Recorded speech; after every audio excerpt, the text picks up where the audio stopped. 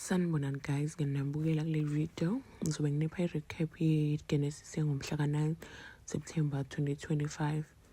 So soqala with the 8th of September 2025. So after uNoah ehambile wakhuluma nobaba bakhe uGabriel emtshela ukuthi embuza ukuthi why bahlukumeza, why iphatha uma wakhe kanje and akasesiyo ubaba wakhe. Wangena necaphu uGabriel Thabethi ezobuza uFelicia ukuthi why influence uNoah ukuthi akhulume naye kanje, wayefaka umqondo omubi enganeni, wayesebenzisa ingane ukuze balwele izimpi zakhe. Felicia ke surprise ukuthi hawu kanjani manje unofikile wena mabembuza bembiza uNoah ukuthi azokhuluma ukwenzakaleni nje, waqhubeka la agcine khona uNoah ukuthi nje akafuni lutho ehlangene noGabriel. Ngapha bonke uhambile waya kuMpumi wafika wamtshela ukuthi uyazi ukuthi uzile ukuzokhuluma noma wakhe lapha izolo eGenesis uze uzoxolisa for ibehavior yama wakhe and uyacela ukuthi enze ivideo atshela abantu iqiniso ngoGabriel ukuthi uye owathenga amathikithi onke futhi wenze ngazokuthi athengwa abantu useqambela uFelicia Manga. On the other hand, uGabriela usenama change of minds about uMaruna. Ubize the podcaster ukuthi akakhuluma izinto ezinhle ngaye nje, asho konke nje okuhle ngaye because usefuna ukumsayina kabusha, usefuna yabo baqale kabusha benoMaruna. Ufuna ukusebenzisa yena naye ukuze abuyele yabo ku-industry. Noah wakhuluma noNoah ukuthi akangangeni lento lena, ubaba wakhe naye ba right bazokhuluma. Uthi Noah why umyekela akuhlukumeze, akumele akuhlukumeze kanjena mama, mina ngizokumela, mina ngizoba ngakwena. Then Ishmael uphasile test drivers, so nje baplan ukuyo-celebrate benobuhle. Then Mpumi ayenzeke leyo video tshela abantu iqiniso about uGabriel ukuthi uye wathenga amathikithi wasenze ngazuthi athengwa abantu, then waphisana ngawo abantu bangafika kwi-revival i-launch. uFelicia naye usenomqondo ukuthi kumele babuyise uMaruna bengasitholile style esisha abasifunayo. So ubona ukuthi uMaruna uzobasiza ukuthi babuyele phezulu eziGenesis because uyabona ukuthi uGabriela ungapha nangapha uzama ukuba atheka i-present le idea kwi-board leyithande bavumelane naye ukuthi hayi umqondo right ukuthi uMaruna boy. Uma kaMpumi Wendi nje udinwe kabi ukuthi sisuMpumi ukuthi wayenze le video le ekhuluma ngoGabriel kanje, ayimthathe ngempama. Mpumi nje akayisoli ngalento ayenzile ukuthi abantu bekumele bazi iqiniso.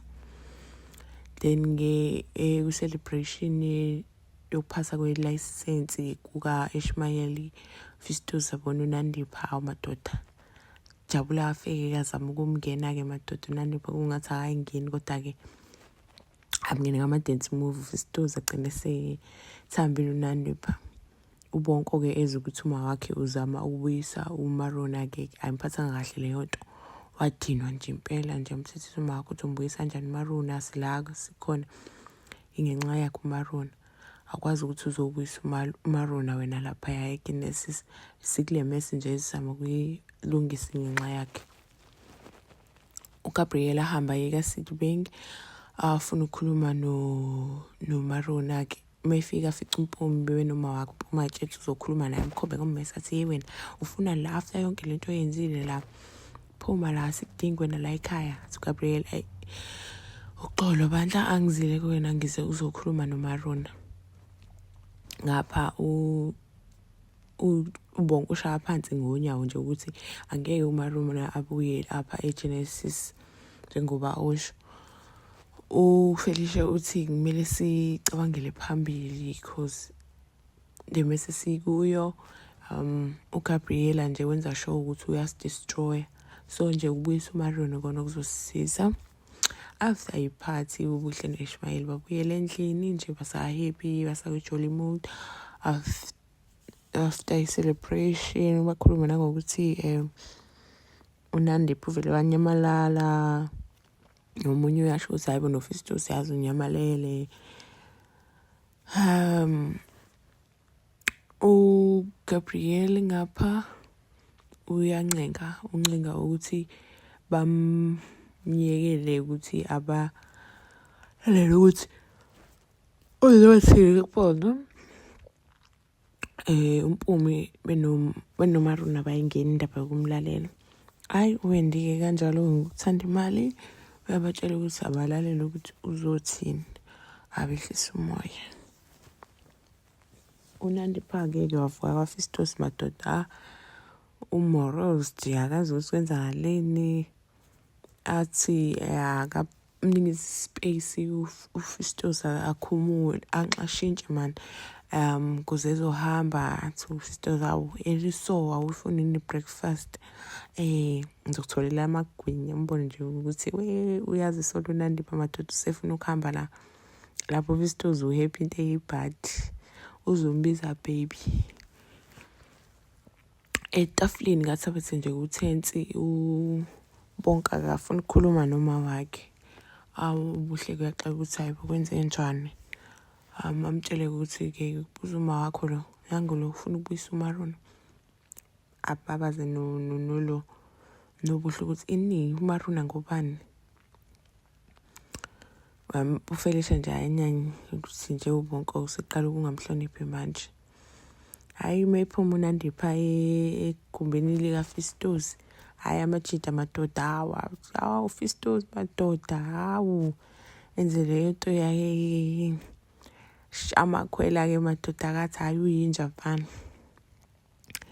Ngapha ama-siblings akaSidi bengiyakhuluma ngokuthi uGabrielle umuntu omubi kanjani, wenze kahle nje uMaruna wangamlalela, akalethi nje izinto ezinhle, letha ubumnyama kuphela kubona, akalungile nje uMaruna angalinge nje abuye ukuyosayina naye. UWendy nje akayizwa kahle-ke leyo nto-ke.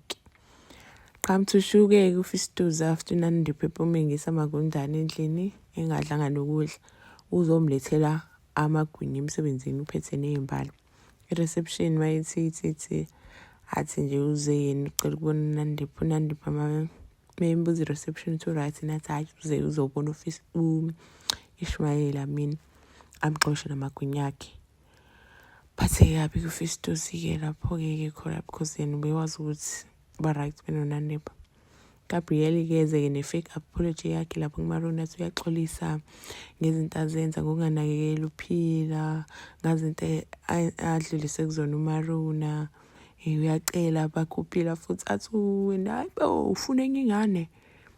Athi no hayi kanjalo, ngisho ukuthi asenzeni i-album esiyibiza ngoPhila.